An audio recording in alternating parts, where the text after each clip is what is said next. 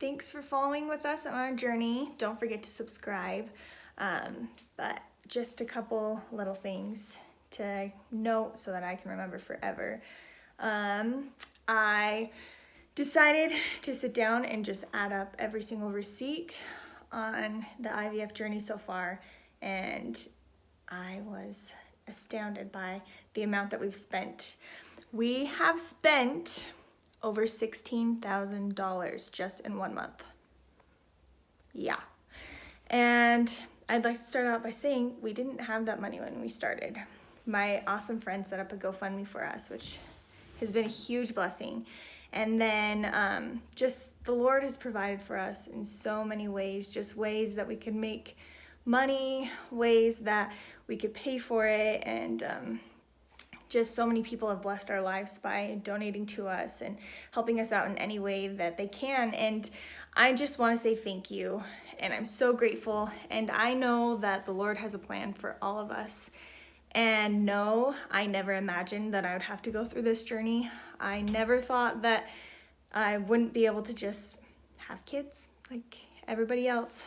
And it hasn't been easy, but I can honestly say that it's been worth it. And I don't even have a baby yet, and I don't even know if I will anytime soon, but I've learned so much and I've grown as a person, and I'm just grateful for that. And I'm learning and being reminded every day that if we're not grateful for our trials, then we're not learning from them. So today, I just want to say that I am grateful for the PCOS that I have. I'm grateful that I had polyps in my uterus preventing me from sustaining a pregnancy, and I'm grateful for this trial.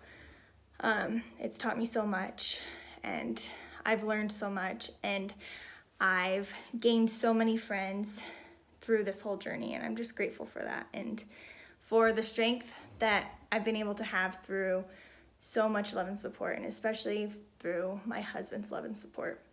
He's incredible, and I know I always share and talk about how amazing he is, but it's because he is, and I'm just grateful for it. So today, I'm choosing to see the bright side of all of this, and I'm choosing just to be grateful for my trials. You know, there are people that have it worse all the time, and there's people that don't have it as bad, but we all are learning something, and we're all in this together. So be grateful for your trials and be happy. That's all you can do. So yeah, thanks. It looked like spring when I left my house, so I dressed in short sleeves and sandals, and it's all gloomy and sad and kind of chilly. So learned my lesson. It's still winter. What's with the face? Aren't you happy to see me? I'm so happy to see you. Come.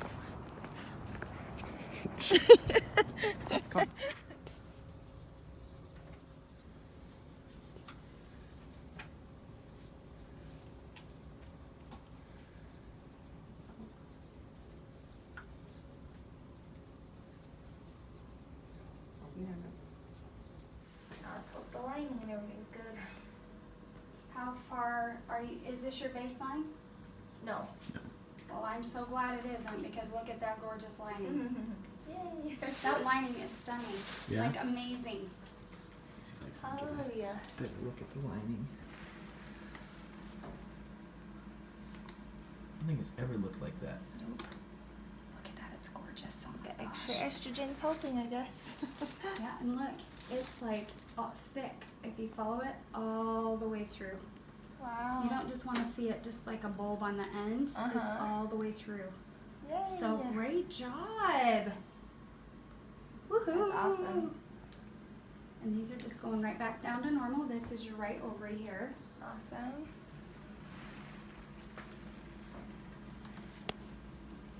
So then how do we prevent it from like period menstruation?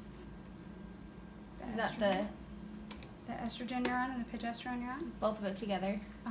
The estrogen you're on builds the lining, And then the progesterone. stabilizes it. Gotcha. We got the new Pajin. Yeah, we ordered that and it came, so. Woohoo. So what day are we doing that? 22nd? 22nd? We better measure that again. I didn't measure that right. There we go. Let's do that one again. There we go. There's no cysts. Nope. They're just recovering from, they're just going right back down from where they were.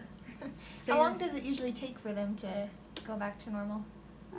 It's a few weeks. It's about month and a half or so to kind of get with as many follicles as you had. It'll take, It's a process. Yeah. Okay, turn it off. So we just walked out of my doctor's appointment, just checking the progress of my uterine lining. And what did they say? Prime real estate. Prime real estate. They said anything over 11. I'm not sure on the measurements, but they said anything over 11 is prime real estate, and I'm over 11. So, Booyah. booyah! We're excited. We're hopeful. We are ready. Let's get them dang babies here.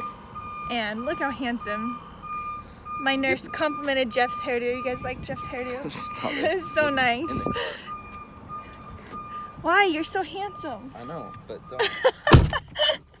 He knows. Go ahead, Jeff. Explain this whole trip situation. Well, first, tell the backstory of how we got the tickets in the first place. Okay, so for Christmas, I sold a guitar, and so I could buy really crazy cheap flights from Las Vegas to Honolulu, Hawaii to surprise Cam. I have never seen you sit like that. Keep going. And that was at the beginning of the in vitro process. We knew we were going to do in vitro, but we thought that everything was going to be done in January. Then, literally the next week after I bought the tickets, we found out that Cam needed to have a hysteroscopy, and so with that surgery, everything would need to get pushed back to February. And our trip to Hawaii was scheduled for March 6th. So that we would have ended up leaving to Hawaii 1 week after her transfer. And the doctor and nurses didn't recommend doing that. So we have been in the market to exchange our flights to somewhere else or some other time. We can't go to Hawaii at a convenient time because we have so much going on. Unless they want to pay double. Yeah, so we're looking at the end of May. We have a small window of time. Cam will only be like 14 weeks pregnant at that point. And so we figure would be the best window for us to do our trip.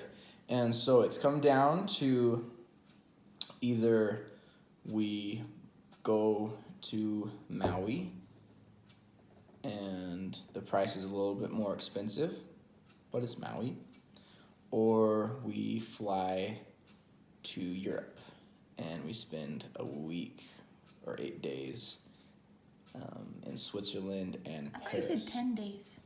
Well, with the flights and everything, it would be like we'll have like 9 adventure days actually. Gotcha. The trip would be 10 days total, but we'd have 8-ish actually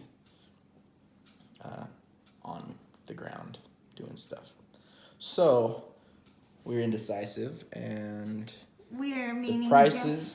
No, meaning you. We I'll make a have decision never and then you been change pregnant your mind. before, so we don't really know how it's all gonna work. But we have to use the tickets. Before this year, December. Which she'll be, and if we're having babies in the end of November, then we're probably not going to the use. timeline with doing frozen embryo transfer in February puts us at looking at having a baby in November, end of October-ish. Yeah. So yeah, we need to do the trip in May before she's too far along to where she can't travel comfortably, and also she needs to be far enough along to where everything's kind of smooth. So sailing-ish. basically, what do we want? So, Europe or Hawaii? And for all those people that have been pregnant, We need your We need your, input. yeah, about traveling 'Cause while 14 to 16 weeks pregnant. And we've written out Pros and long lists of pros and cons, but we just need expert advice from everyone that has more experience than us. Right. Right. Any last words? Which one should we do? Help us. Help us! Help